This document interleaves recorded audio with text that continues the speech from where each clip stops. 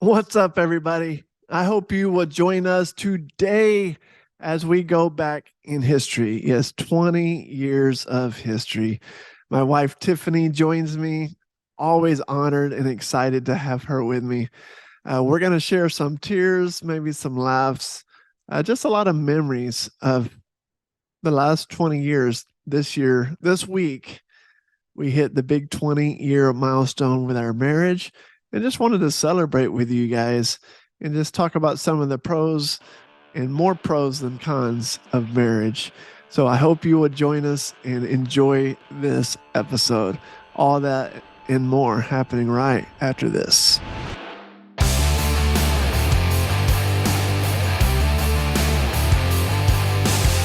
Welcome to the When Words Don't Come Easy podcast. I am your host, Andy Howard. So excited to be back with you. And you know what?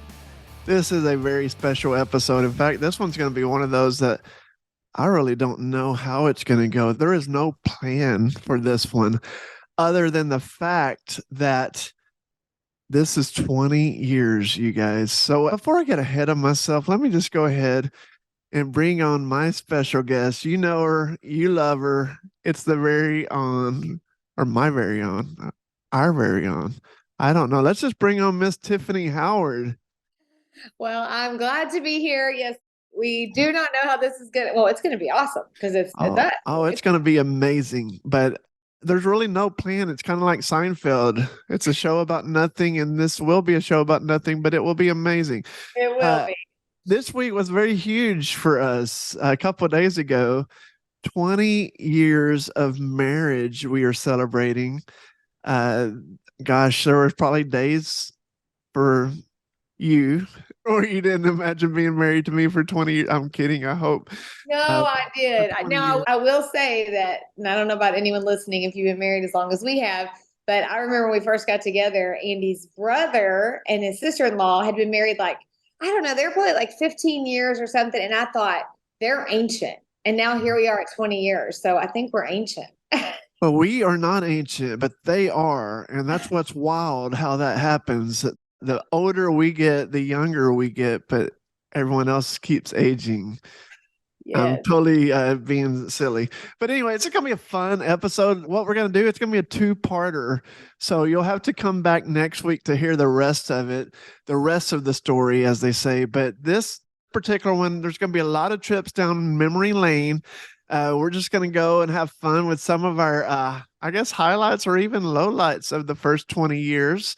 And then some things that we've learned along the way. But next episode as well, we are going to focus more on actual tips on marriage, because one thing you may not be aware of, Tiff and I, we used to serve as marriage ministers, I guess you'd call it, or we led a marriage ministry at a church for, gosh, the last 2 or 3 years of our ministry. And so it's something that's very important to both of us. And so we did learn a couple of things along the way that we would love to share with you. But today we're just going to have some fun. In fact, Tiff, I was thinking about 20 years ago this week. Part of it does seem like it's gone so fast. It really does. But 20 years ago this week, I went to the bank and took out all my money, everything I had, which back then I thought I was filthy rich because it was funny. Compared to now, I didn't have anything. But also compared to a few years into marriage, at that time I was filthy rich because I didn't have you in my life.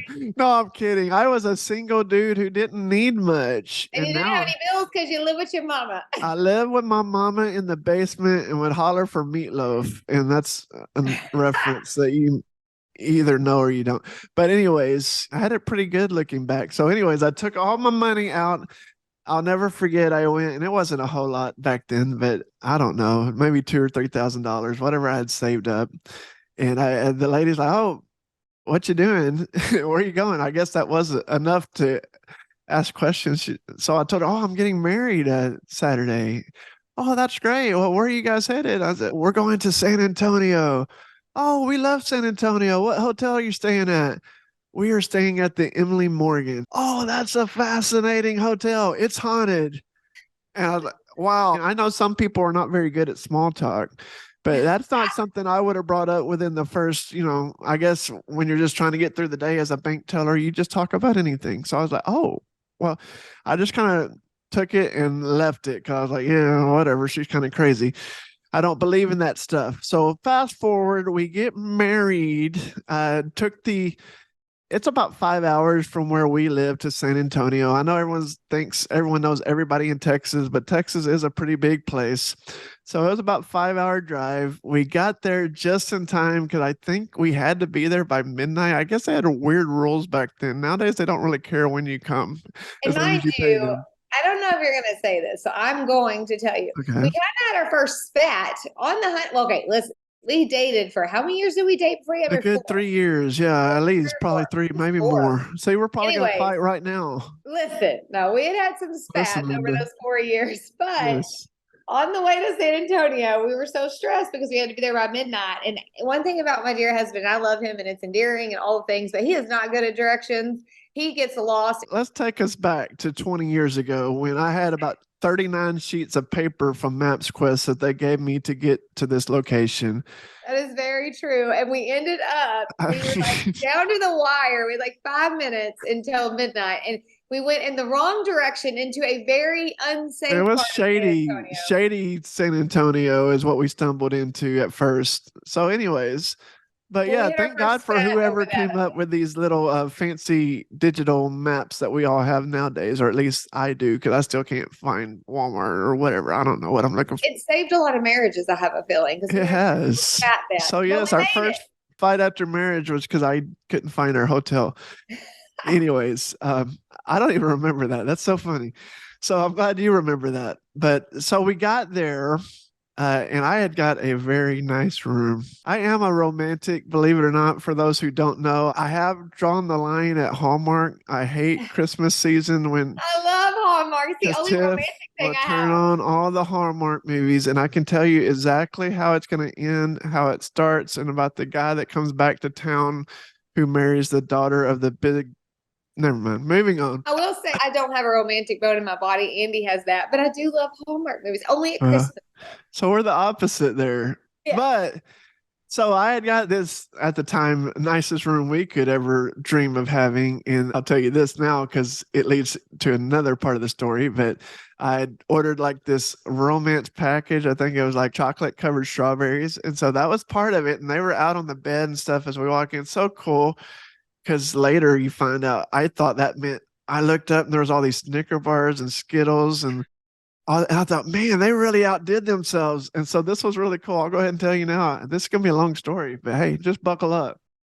So at the time, we were not living our best healthy life, right? It led to I what was we're at at the today. worst shape of my life. So that just tells you that Andy is such a good guy because he married me at like 300 pounds. Well, I tell him all the time, you should listen, you got the good end of the package now. I'm way better than I was 20 years ago. you have always been gorgeous and you still are. But so what was magical about this place is every time I ate a Snickers bar, it refilled the next day. I was like, this is awesome. I mean, I ripped them off. I ordered like 12 of the chocolate strawberries and they kept refilling my Snicker bars. And so remember, we didn't have a whole lot of money. But, And apparently anyways, we were very dumb on hotels. at the time, looking back, we got to pay our bill at the very end and found out that it was, I don't know, gosh, 100, $200 worth of like candy bars that we had, or I think had ate. I'm sure that was in on that. That was horrible. And we were like, oh. We didn't know about mini bars and snack charges. And I mean, But that was anyways, like devastating. back to the funny part. So if you remember, the hotel is haunted, supposedly, because it was right next door, the Emily Morgan, for anyone who's ever been to San Antonio, right next door to the famous Alamo. And so they said, in fact, at that time, the bank teller had told me that it was used as a hospital for some of the soldiers and things that lost their lives and even whatever during that time period. So that's why they thought it was haunted. Whether it is or not, I couldn't tell you that part. But what I can tell you is we got there just before midnight. We're walking into this beautiful room, something that a boy from a town of 600 people with one blinking light and one donut station in the whole town. I saw this room and I was like, wow, this was so cool. So I'm walking around checking it out. I mean, it's like a suite. It's very big. And like even so as I'm walking through all the because it had like sliding doors that kept leading to like a sitting area. And then there was like the extra big bathroom area and jacuzzi and just all this cool stuff. And so as I'm walking through, all of a sudden the lights start flickering and my heart starts pounding. I mean, I'm literally like, you got to be kidding me. I got the haunted suite and I come running out and Tiff is like, what's this button do? What's this? And she's like switching all that because there's a wall of all these light switches. So thank God it wasn't haunted. It was just my lovely wife. But I was the ghost. it was fun though. So much fun. It was fun. And we got to go back there. If you follow us on Instagram, you may have saw, but we went back there, what, 2 weeks ago for our daughter's cheer competition. I've only been back there a couple of times in 20 years because, again, people think Texas is like, in most states you can drive like clear across the state in 5 minutes, but in Texas it's like 3 states in one. So we really don't ever go down there. But we went down there and we were walking on the Riverwalk, and literally I was like, oh my gosh, like 20 years ago this month, we were here on our honeymoon. And side note, I'm super proud because we took a picture there and I was as big as, literally, people have pointed out, you can go look on my Instagram, but we had taken a picture in front of I don't know, it's like a boulder thing that was holding up They're like columns. They're like oh, small little, they're not the full size columns, but they're like fence size height columns, but they had chain connecting them. It's pretty right on the Riverwalk. But anyways, yes. but you could see. So I did a picture of me on my honeymoon right there, and we were walking by, and I'm like, oh my gosh, like I have this picture. So we retook the picture, and all of a sudden the column looked way bigger because I have gotten way smaller in 20 years. So thank you, Jesus, for that. So that was a good memory for me because I needed a redo on that picture. I keep saying I need a redo on my marriage. Well, not my marriage. Lord, Come that's on. here. I don't mean my marriage. My wedding. Size 28 on my wedding. So honey, we need to at least get me a new wedding dress and take a picture in it. Okay, so that's different. Okay, we could do Not a new that. marriage. Well, there was, yes, he made me a little nervous there. Thought I didn't know this was that episode. Well, moving on, there's a couple other funny stories that I thought about just briefly before we jumped on here. So I don't know if you remember this, but it was a Wednesday night. We were youth pastors. Our first home, looking back, we were so blessed, right? This former minister of the area, and he was living out of town at the time, but he still owned a home there. And he was having like every once in a while, just because it was an empty home, it would get vandalized and things. And so he was more than happy to have us live in it. And the rent was like dirt cheap. Looking back, we Just were so $450 a month. blessed. Yes. Yes. And we didn't even realize how good we had it. So, anyways, I digress, but it's out in the middle of the country. And so we come home Wednesday night after service. You were in your car and you were ahead of me, which was a miracle because as I pulled in this windy driveway out in the country, out in the sticks, With no outside lights, mind you. no Super dark. lights, I pulled up close. And as I did, you were just reaching the porch, and there was the longest, giant, most Copperhead. gigantic snake I had ever seen in my life. And you saw it because you wouldn't have seen it. You would have walked right into it. So once again, I saved you. You Don't know did. if you realize, You did. such a hero. But that's not even the funny part. So you're screaming, which was probably enough to terrify it, and you ran back to me. Just glad that I could be there for you, love. And so me being the man of the house, what I did, what any good man of the house would do, I didn't have any guns at the time, was not a gun person. Most city slicker country guy you will ever meet, by the way. I just wasn't really against guns. I just never had guns. And anyways, but what I had in our little shed that was right outside, I had a weed eater. And she's like, well, what are you going to do with that? And I was like, I'm going to fight him to the death with a weed eater. So, anyways, I cranked it up and it's running, and I'm going towards him, and I'm praying the whole time. I hope he's gone by the time I Now, get back. mind you, side note, it took him like 5 minutes to start the sweet eater, which what led to what's about to happen. So yes, by the time I got there, he was long gone. But thank God, because I don't know what I would have did had he still been there. I don't know. I wouldn't have been there as manly, but I was able to say, "It's all good, honey. Snake's gone. You can enter the home." Well, I will. Okay, so now that we're at that house, y'all, we got so, oh man, the stories we could tell. So we will not keep on stories, but One, the armadillos we saw there. I saw armadillo just the other day in the middle of the city, walking across the street in daylight, which was so random.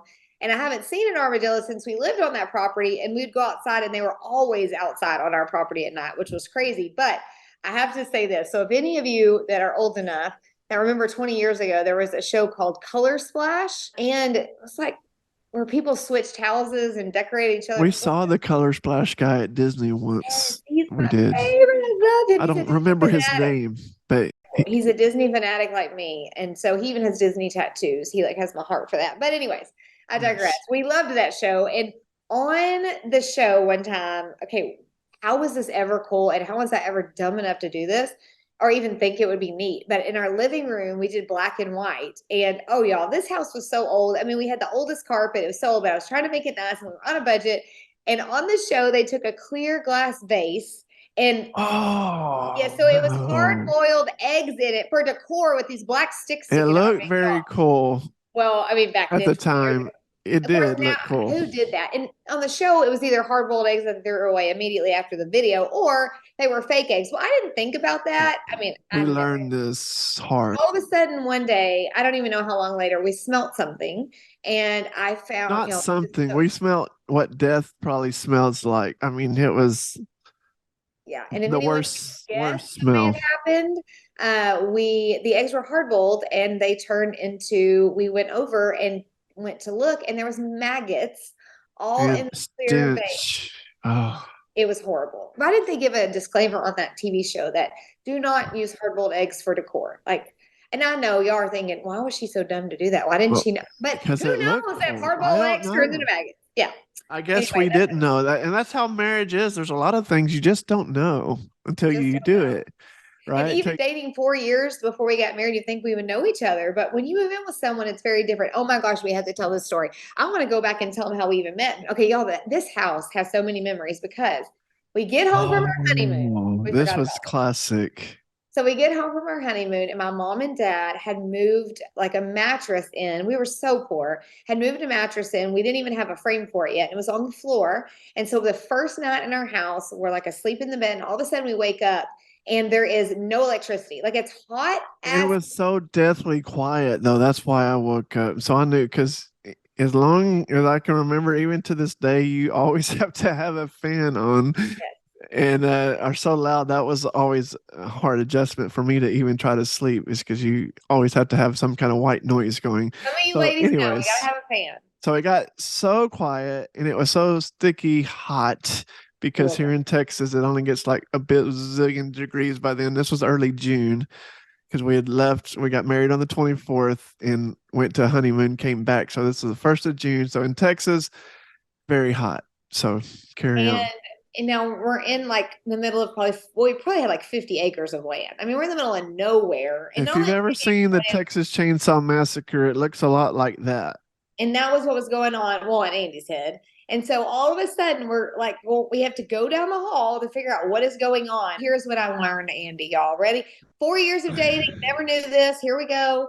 What does he do? He gets behind me and he's letting me lead the way down the hall. I guess because he thought if someone's going to die, they're going to get me first. And No, so he hid behind me all the in way down in that hall. fairness, looking back, I believe what usually happens is they come up and sneak up on you from behind Oh, is that what in happened? and so I wanted to protect you, but in seriousness, what happened was, and I told you this because I woke you up because for some reason you were still sleeping fine, or at least faking it. Oh, why'd you bother me? I was sleeping good. I woke you up to let you know the first thing, because I had seen too many scary movies as a kid by myself. Obviously, my parents never watched scary movies.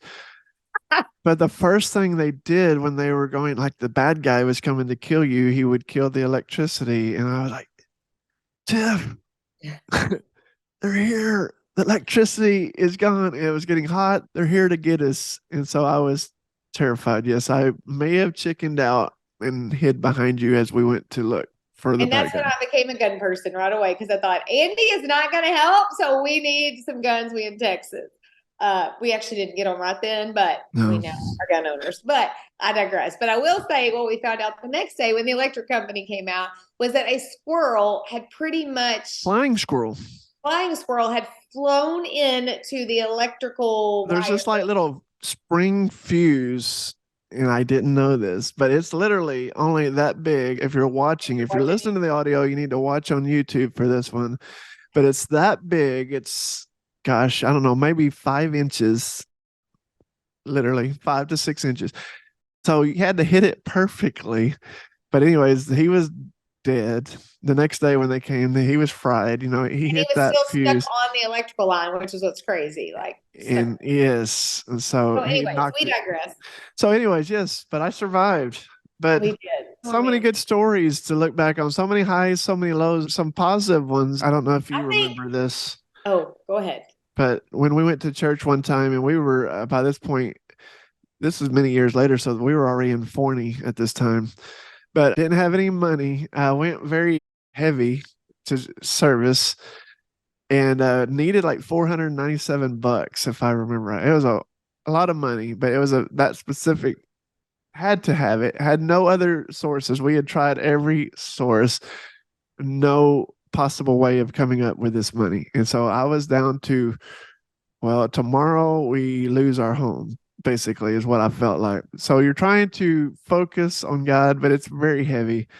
And I remember a family there in the church who, the student walks up and he shook my hand, and I felt something, but he had gave me a check for $500, which, looking back, and so now we try to pay that forward, because I remember so many moments like that. Sometimes it wasn't always 500, sometimes it was 100, sometimes it was $20, but so many times like that where people have just looked out for us and taken care of us. And so now it is fun being able to do that when you feel the Holy Spirit lead you to help somebody. Yeah, God is always taking care of us. And I think a lot of times when you come into marriage, you don't know what's coming. When you get married on your wedding day, I mean, you say for better or for worse, but honestly, in your head, you're thinking for better. Like, you're just thinking, I mean, how many people get married thinking that anything bad is going to happen or that it's going to be hard? I mean, we all have rose-colored glasses. And so, we had no idea what was coming in those 20 years. But I look back, and God has been so faithful. Like, he has never, ever let us down. We've had to do our part. He's been so faithful through it all. And I would love to share just kind of how we met, because I do think that helps with our story.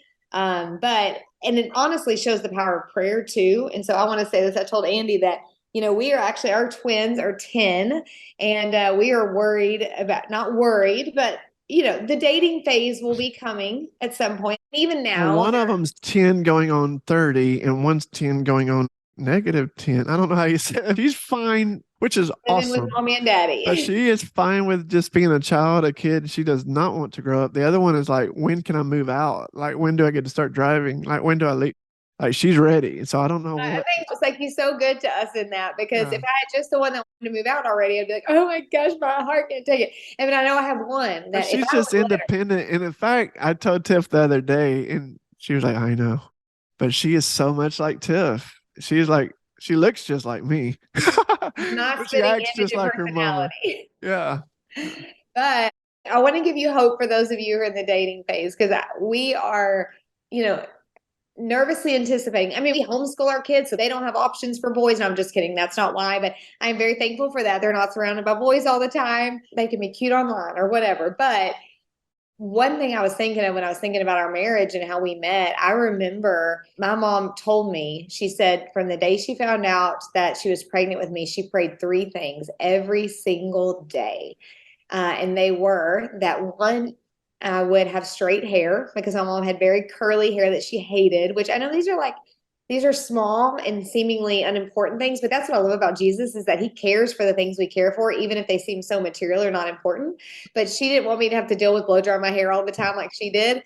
And she prayed that I have my daddy's nose, because she hated she hated her nose. And she prayed that I would meet my husband younger, so that I would not have to go through the heartbreaks, and I would find a godly man early on, because my mom faced a lot of heartache with men before my daddy. And literally, God did all 3 of those. And so when I was born, I had straight hair and my dad's nose, so she got to stop praying for that, but she continued to pray for my spouse.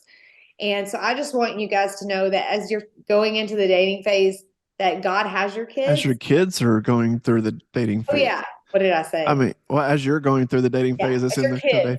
I mean, Yeah, as well, your kids are getting ready. I know in this world it's scary. yeah. We worry about how many godly kids are left for our children, but I love that Jesus has our kids and that our prayers matter. And my mom prayed that every day. And when Andy and I met, we'll take you back on that. I was not living for Jesus at all. I was young and I was honestly, I was running from God. I was being super rebellious. And I look at it now and I'm like, how did my parents ever put up with me?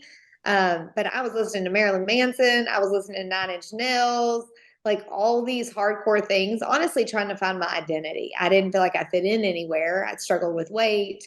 And there was a group of kids at my school, and they were like the Marilyn Manson kids, and I fit in with them because they accepted me. And I was doing those things and just running from the Lord. And then in comes Andy, my best friend that I'd lived with next door my whole life, had moved actually to the town Andy lived in. And her dad was Andy's worship pastor at his church. And so she just said, hey, you want to come down for a week, for summer? And I said, sure. And I was supposed to go home on a Friday, and I will never forget. She said, hey, do you want to stay tomorrow? We're supposed to go to this Christian concert. If you're familiar with Dallas, there's a concert. It's called Celebrate Freedom every year. It's literally 100,000 people come and gather for this concert outside in 100-degree heat. They really should change the month of this. But she said, do you want to go? And I was like, sure. I didn't listen to Christian music, but I was like, hey, just not have to go home. And that morning I show up and I get on the church bus. I didn't know anyone except her, really. And I stuck my headphones in. And as we're going to all these Christian concert people, I'm listening to Nine Inch Nails in my headphones. And then up comes this crazy, passionate for Christ young man that started I wouldn't challenging. recommend this as the way to witness to people. But I don't know what it was. I think I was already mad at her because she tried to get me kicked off my bus. Like I was the guy, like in that youth group, I was the guy, right? Or at least that's what I felt like. And so I was one of the leaders, and I was like, who is this visitor trying to get me kicked off my church bus? But anyways, so I was a little ticked off, but I was like, what are you listening to? And I was kind of being somewhat funny. I thought one, it came across profound and judgmental. I thought you said profound is what you said one day. Well, it You did thought I quoted it. You thought I made it up. after when she started talking to me. So basically, he said, what are you listening to? And I said, Nine Inch Nails. And well, he didn't listen to Nine Inch Nails. So he started quoting a song. If you've been a Christian for any length of time and know Stephen Curtis Chapman, there's a song called What About the Change? And it talks about saying you're a Christian, but not living a life of being a Christian. And he was quoting these lyrics. I mean, I literally thought he was just saying these things. I had no idea he was quoting a song. So I did think he was pretty So profound. thank you, Stephen. Yes, thank you, Stephen. You literally led to me and Andy dating. And so that day, but it was truly because of Andy's faith. That day we ended up talking the entire, it was over 12 hours we were together. We stunk. We were outside all day, but we just talked about Jesus, and it was his passionate faith in Jesus and not being ashamed. I'd never seen someone as a teenager be so unashamed for Christ because so many wanted to fit in. And it was that led me the next day to dedicating my life to Jesus and never turning back. But on the bus on the way home, and I am not kidding you, I remember in my head saying, I will marry this guy one day. I was young, I was dumb, but I believed that, and it worked out. It did very much work out. And we have had some ups and downs. It's the reason this whole podcast is created. So you've already heard both our stories. So with that, though, we are going to transition into some topics of hope. So what I'm going to tell you, though, is you'll have to tune in next week for part 2 of the 20-year anniversary edition of Miss Tiffany and Andy on the When Words Don't Come Easy podcast. Thanks so much, guys. Wow, that was exciting. Always love having Tiffany on with me for these podcasts and just doing life with her in general. Such a godsend. So thanks for doing that. Always love reminiscing. And wow, 20 years. Where did the time go? I hope you enjoyed this podcast. If it's been a blessing, as always, please share with somebody. Give me a 5-star review. I would be so grateful for that on the podcast. That will help get this podcast out to more feeds and more people. And if you haven't got the book yet, When Words Don't Come Easy is available at andyhoward.com. Has all the links there. You can get it on Amazon, Audible, or Kindle as well. Always so good having you with me on this podcast. I hope it's a blessing to you, and we will talk to you soon. Take care, everybody.